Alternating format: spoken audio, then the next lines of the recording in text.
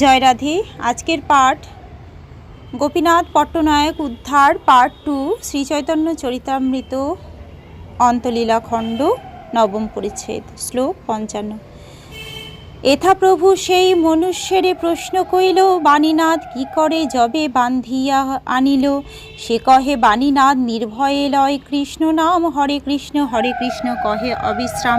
এদিকে শ্রীচৈতন্য মহাপ্রভু সেই বার্তা বাহককে জিজ্ঞাসা করলেন, বাণীনাথকে যখন বেঁধে আনা হলো তখন সে কি করছিল? সে তখন উত্তর দিল, বাণীনাথ নির্ভয়ে কৃষ্ণ নাম উচ্চারণ করছিল। সে নিরন্তর হরে কৃষ্ণ কৃষ্ণ কৃষ্ণ হরে হরে, হরে রাম রাম রাম হরে হরে এই মহামন্ত্র জপ করছিল। সংখ্যা লাগি দুই হাতে অঙ্গুলিতে লেখা, সহস্রাদি পূর্ণ হইলে অঙ্গে কাটে রেখা। সে তার দুহাতে আঙুলে সংখ্যাপূর্বক নাম করছিল এবং সহস্র নাম পূর্ণ হলে সে তার দেহে একটি করে দাগ কাটছিল। শুনি মহাপ্রভু হইলা পরম আনন্দ, কে বুঝিতে পারে গৌড়ের কৃপা ছন্দবদ্ধ। সেই কথা শুনে মহাপ্রভু আনন্দিত হলেন। তার ভক্তের প্রতি মহাপ্রভুর অহৈতুকী কৃপার কথা কে বুঝতে পারে? হেনকালে কাশী মিশ্র আইলা প্রভু স্থানে, প্রভু তারে কহে কিছু সদ্বেগ বচনে। ইহা রহিতে নারী জামু আলাল নাথ, নানা উপদ্রব ইহা না পাই সোয়াদ।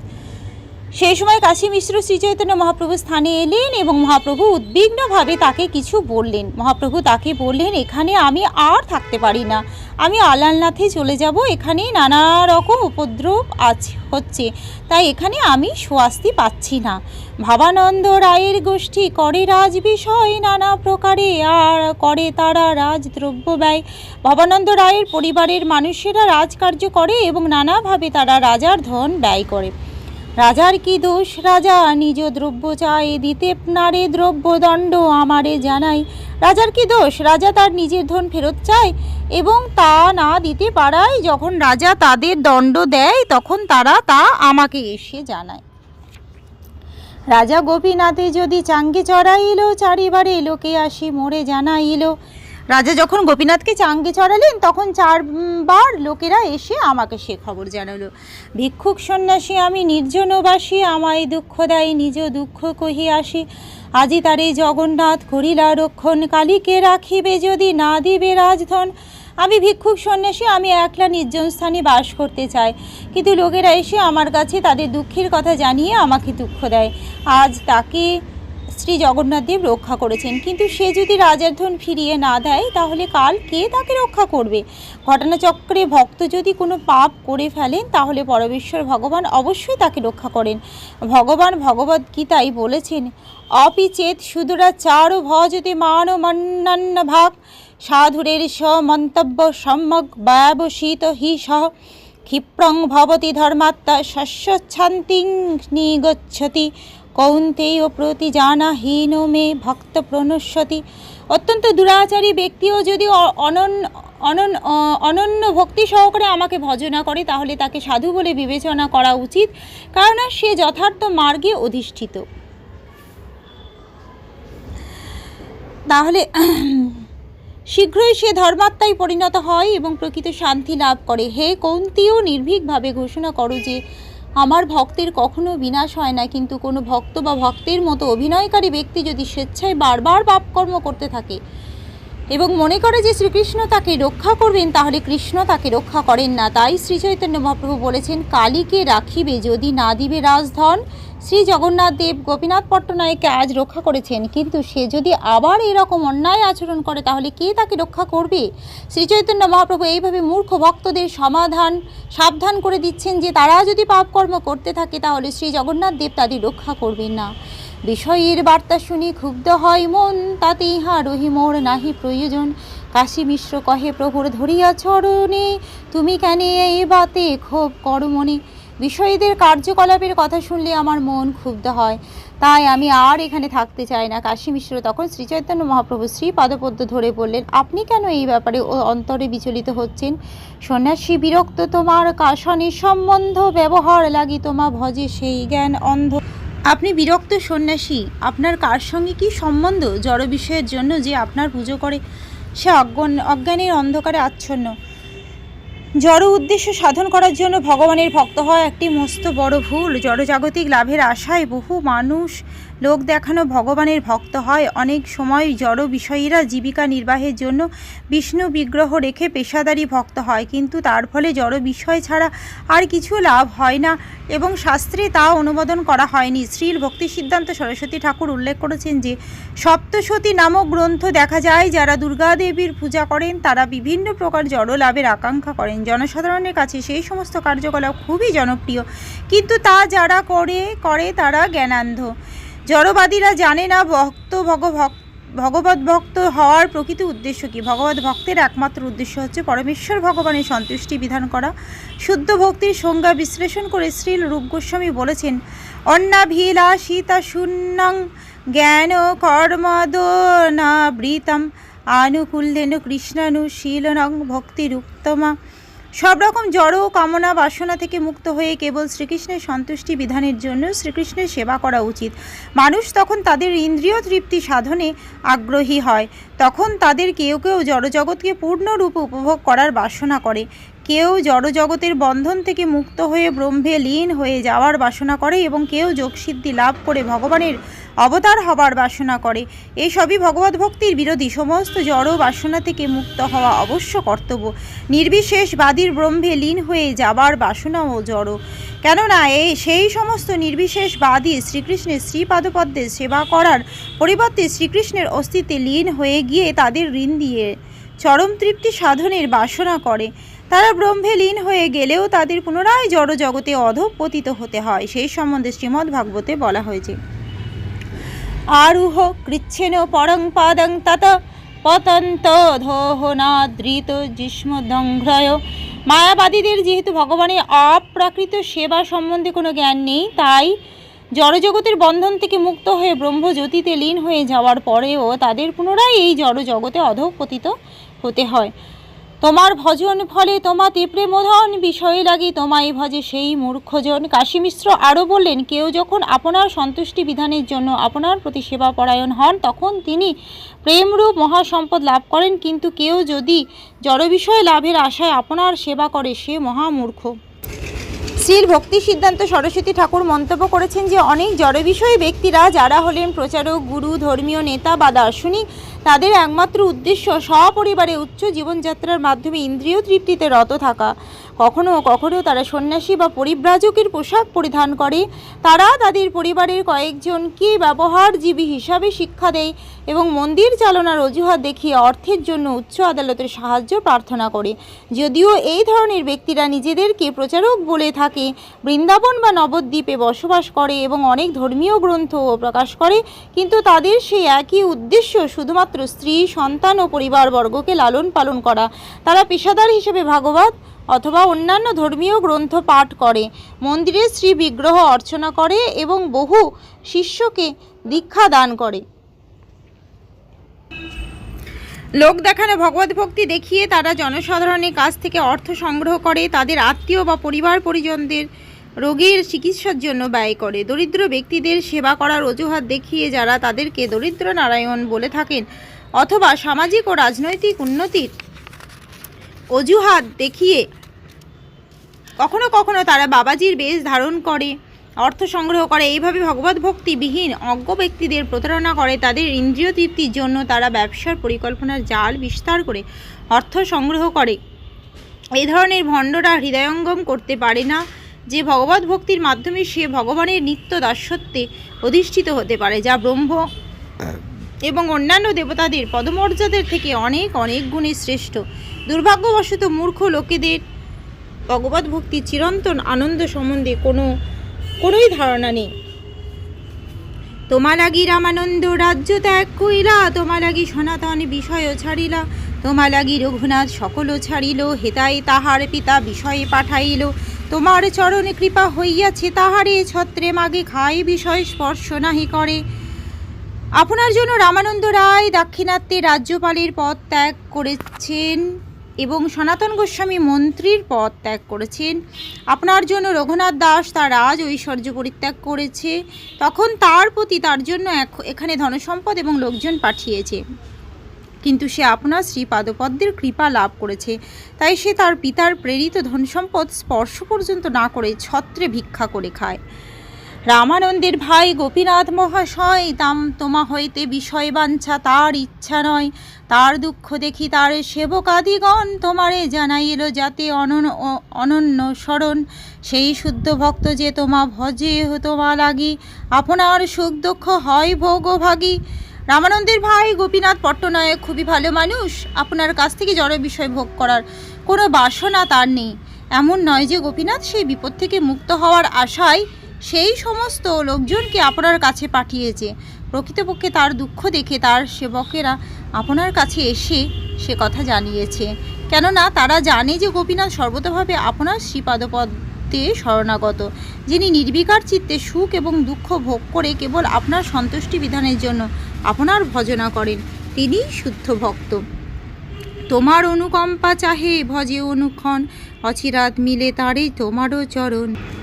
আপনার অনুকম্পা লাভ করার আশায় কেবল যিনি নিরন্তর আপনার সেবা করেন, অচিরেই তিনি আপনার শ্রীপাদপদ্মে আশ্রয় লাভ করেন। যিনি আপনার কৃপা লাভের আশায় সকর্মের মন্দফল ভোগ করতে করতে মন, বাক্য ও শরীরের দ্বারা আপনার প্রতি ভক্তি বিধান করে জীবনযাপন করেন, তিনি মুক্তি পদে দায় ভাগ, অর্থাৎ তিনি আপনার ঐকান্তিকই শুদ্ধ ভক্ত হবার উপযুক্ত প্রার্থী। এথা তুমি বসি রহ, কেনে যাবে আলালনাথ, কেহ তোমার না শোনাবে বিষয়ীর বাদ, যদি বা তোমার তারে রাখিতে হয় মন, আজি যে রাখিল সেই করিবে রক্ষণ। এত বলি কাশী মিশ্র গেলা সমন্দিরে, মধ্যাহ্নে প্রতাপরুদ্র আয়লা তার ঘরে। দয়া করে আপনি এখানেই থাকুন, কেন আপনি আলালনাথে যাবেন? এখন থেকে কেউ আর আপনাকে বিষয়ের কথা শোনাবে না।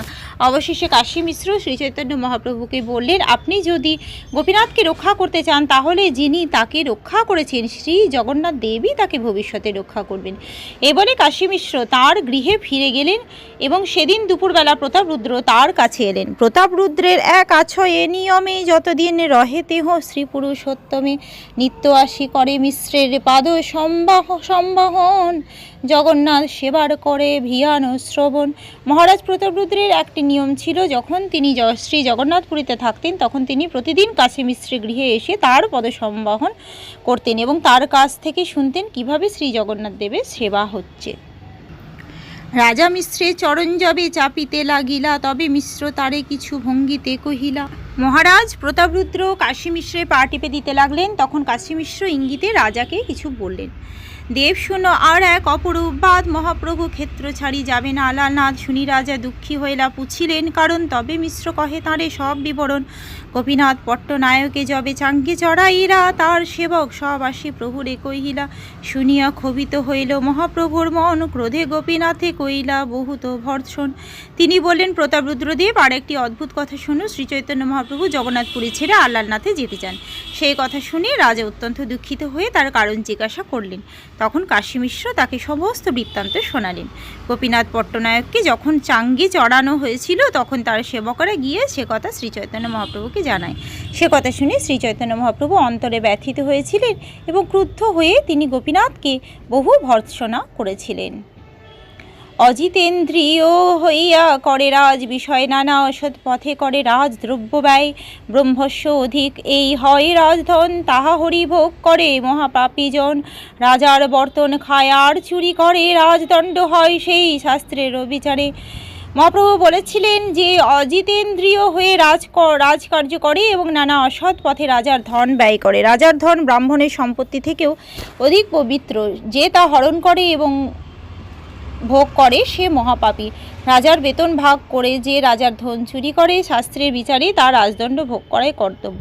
নিজ কৌড়ি মাগে রাজা, নাহি করে দণ্ড, রাজা মহাধার্মিক এই হয় পাপী ভণ্ড। রাজা তার প্রাপ্য ধন চেয়েছেন, রাজা তাকে দণ্ড দেননি, তাই রাজা মহাধার্মিক, কিন্তু গোপীনাথ পট্টনায়ক মহাপ্রতারক। রাজ করি না দেয় আমারে ফুকারে, এই মহা দুঃখ ইহাকে সহিতে পারে। আলালনাথ যায় তাহা নিশ্চিন্তে রহিম, বিষয়ের ভালো মন্দ বার্তা না শুনিম। এত শুনি কহে রাজা পাইয়া মনে ব্যথা, সব দ্রব্য ছাড়ো যদি প্রভু রহে নেথা। এতক্ষণ প্রভুর যদি পাইয়ে দর্শন, কোটি চিন্তা মনি লাভ নহে তার সম। কোন ছাড় পদার্থ এই 2 লক্ষ কাহন, প্রাণ রাজ্য কর প্রভু পদে নির্মোহন।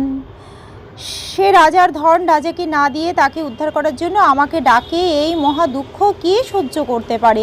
তাই আমি মনস্থ করেছি যে আলালনাথে গিয়ে সেখানে নিশ্চিন্তে থাকবো, সেখানে আর আমাকে বিষয়ীদের কথা শুনতে হবে না।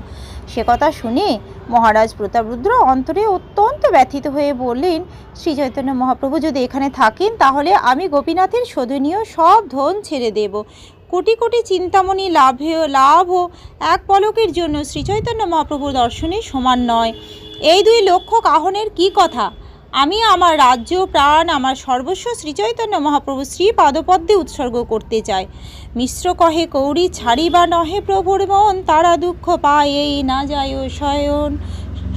রাজা কহে তারে আমি দুঃখ নাহি দিয়ে, চাঙ্গে চড়া খড়গে দ্বারা আমি না জানিয়ে। কাশী মিশ্র রাজাকে বললেন, আপনার প্রাপ্যধন আপনি ছেড়ে দিন, তা মহাপ্রভু চান না। তিনি কেবল ভবানন্দ রায়ের পরিবারের লোকেরা দুঃখ পাচ্ছে তা সহ্য করতে পারছেন না। রাজা তখন উত্তর দিলেন, গোপীনাথ পট্টনায়ককে দুঃখ দেওয়ার কোনো বাসনা আমার ছিল না। তাকে যে চাঙ্গে চড়িয়ে খড়গের উপর ফেলার আয়োজন করা হয়েছিল তা আমি জানতাম না। পুরুষোত্তম জানারে দেহ কইল পরিহাস, সেই জানা তারে দেখাইল মিথ্যা ত্রাস। সে পুরুষোত্তম জানাকে পরিহাস করেছিল, তাই সে তাকে মিথ্যা ভয় দেখিয়েছিল। তুমি যাহো প্রভুরে রাখো যত্ন করি, এই মুহু তাহারে ছাড়িন সব কৌরি। মিশ্র কহে কৌরি ছাড়িবা নহে প্রভুর মনে, কৌরি ছাড়িলে প্রভু কদাচিৎ দুঃখ মানে। রাজ কহে কৌরি ছাড়িম ইহা না কহিবা, সহজে মোর প্রিয় তারা ইহা জানাইবা। ভবানন্দ রায় আমার পূজ্য গর্বিত, তার পুত্রগণে আমার সহজেই প্রীত। আপনি গিয়ে শ্রীচৈতন্য মহাপ্রভুকে যত্ন করে জগন্নাথপুরীতে রাখার ব্যবস্থা করুন, আমি গোপীনাথ পট্টনায়কের পাওনা করি সব ছেড়ে দেব। কাশী মিশ্র বললেন, তুমি গোপীনাথ পট্টনায়কের পাওনা করি ছেড়ে দাও, তা মহাপ্রভু চান না। করি ছেড়ে দিলে মহাপ্রভু মনে দুঃখ পেতে পারেন। রাজা বললেন, আমি গোপীনাথ পট্টনায়কের পাওনা করি ছেড়ে দেব, তা আপনি তাকে বলবেন না। তাকে শুধু জানাবেন যে ভবানন্দ রায়ের পরিবারের সকলে স্বাভাবিকভাবেই আমার অত্যন্ত প্রিয়। ভবানন্দ রায় আমার পূজ্য এবং শ্রদ্ধাস্পা, তাই তার পুত্রদের প্রতি আমি স্বাভাবিকভাবেই প্রীতিপরায়ণ। এত বলি মিশ্রে নমস্করি রাজা ঘরে গেলা, গোপীনাথে বড় জানাই ডাকিয়া আনিলা। এই বলে কাশী মিশ্রকে প্রণাম করে রাজা তার প্রাসাদে ফিরে গেলেন এবং গোপীনাথ ও জ্যেষ্ঠ রাজপুত্রকে ডেকে আনালেন। রাজা কহে, সব কৌরি তোমারে ছাড়িল, সেই মাল জ্যাঠা দণ্ড পাঠ তোমারে তো দিলু। বা আর বার রয়েছে না খাইও রাজধন, আজি হইতে দিলু তোমায় দ্বিগুণ বর্তন। এত বলি নেত ধটি তারে পড়াইল, প্রভু আজ্ঞা লইয়া যাহ বিদায় তোমা দিল। রাজা গোপীনাথ পট্টনায়ককে বললেন, তোমার যে টাকা বাকি আছে তা আমি ছেড়ে দিলাম এবং মাল জ্যাঠা দণ্ডপাঠ আমি পুনরায় তোমাকে দিলাম। আর কখনো রাজধন এইভাবে আত্মসাৎ করো না, আজ থেকে তোমার বেতন আমি দ্বিগুণ করে দিলাম।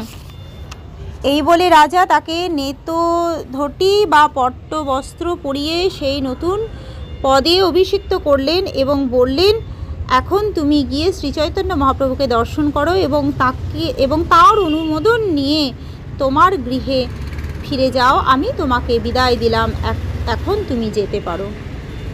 আজকের পাঠ এই অবধি। জয় রাধে। ভজ শ্রীকৃষ্ণ চৈতন্য প্রভু নিত্যানন্দ, শ্রী অদ্বৈত গদাধরে শ্রীবাসাদি গৌর ভক্তবৃন্দ। হরে কৃষ্ণ কৃষ্ণ কৃষ্ণ হরে হরে, হরে রাম রাম রাম হরে হরে। জয় রাধে জয় রাধে জয় রাধে জয় রাধে। জয় রাধে।